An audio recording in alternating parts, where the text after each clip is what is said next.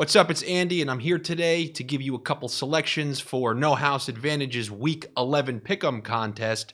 Now, if you haven't played in one of these before, it's very simple. No House Advantage, it's fantasy, but all player props. You just got to keep picking them correctly, and the more that you do, the more money you make. There's two types of contests. The Pick'em contest, which we're taking part in today, where it's going to show you player props for any given player. Gabe Davis, you can take his receptions or receiving, and you pick your favorite one, over or under. The more that you pick correctly, the more money that you bank in your pocket, move up in the standings, and start to stack the cash. There's also a verse the house option where you just pick any 5 player props, and if you're correct on those 5, you're going to make up to 20 times your money. It's a great platform. Definitely check it out, and let's get started on our picks here for week 11. The first pick that I'm going to go with is that aforementioned Gabe Davis. For me, moving this game into a dome in Detroit makes all the difference in the world. It's obviously way better than 3 feet of snow, 5 feet of snow, or whatever the hell Buffalo's getting hit with right now. However, this total is well within the realm of outcomes for Gabe Davis, and I consider it more likely being that they're playing in a dome. Now there's that weird neutral environment feel. I feel like those games always tend to go off a little bit more. He went over this total last week. I know he goes through those random dry spells, but I'm looking for Gabe Davis to hit this total, which when it was created probably factored in some of that bad weather up in Buffalo. So give me the over on Gabe Davis. Now here's a relatively random one. I'm going to take the under on Van Jefferson receptions. I know the primary thought right now is, well, Cooper Kupp isn't playing, so Van Jefferson, his 3rd week back, he's really going to start to get integrated into the offense. Well, last week, he actually had fewer snaps than the previous week. So I'm looking at Van Jefferson to be one of the extra receivers. Like, you have Robinson, you have Higbee, they have Skowronek there. He's probably going to get 2 or 3 deep shots throughout the game. I believe they set his reception total too high, so give me the under 3.5 receptions for Van Jefferson.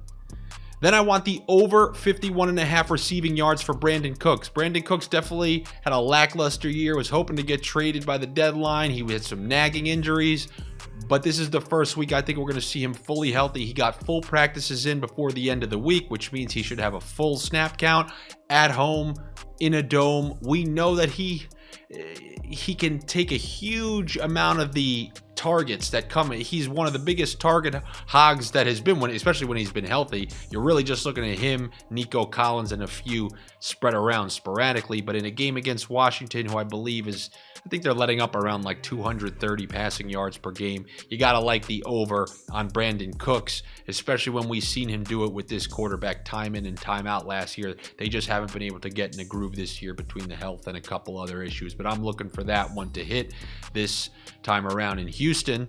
Then I'm going to take the over 66.5 receiving yards for Amon-Ra St. Brown. He topped this rather easily this past week. He's over those issues from a couple weeks back. He's back to being the target hog that he was early in the year, but even moreover, there is no more TJ Hawkinson there to contend with. And also, they seem to be still limiting DeAndre Swift's usage. And then all those other receivers, the DJ Charks of their world, they're injured. So you're looking at major target share for Amon-Ra St. Brown. So I'm going to take the over 66.5 receiving yards on him. And then lastly, Khalil Herbert is not going to be playing. I think they put him on IR, which means he's missing 3 or 4 weeks. You got Chicago going to Atlanta in that dome. We know, even though Fields has been playing great, a lot of design runs, they still run that ball a lot. You got to be figuring David Montgomery's getting 15 to 20 to 25 carries. So I'm going to take the over on his relatively low rushing total. Give me the over on David Montgomery rushing yards. And those are the picks that I got for you for the Pick'em contest at No House Advantage for this Sunday on week 11. If you don't like any of my selections, I've told you guys many times, go to Stokastic and check out their free projections for this specific contest. They have an optimal lineups page, and they will show you the best way to go about attacking these if you don't like mine. Or maybe you take some of mine and take some of theirs and then some of your own. It's like buying Mega Millions tickets. Do you want to be that guy who just lets the gas station print them all out, or do you want to have some of your own? It's up to you. That's the beautiful thing about No House Advantage. All right, guys, take it easy. I will be back with you next week on Thursday to take a look at that pick'em contest. Have a good one and good luck.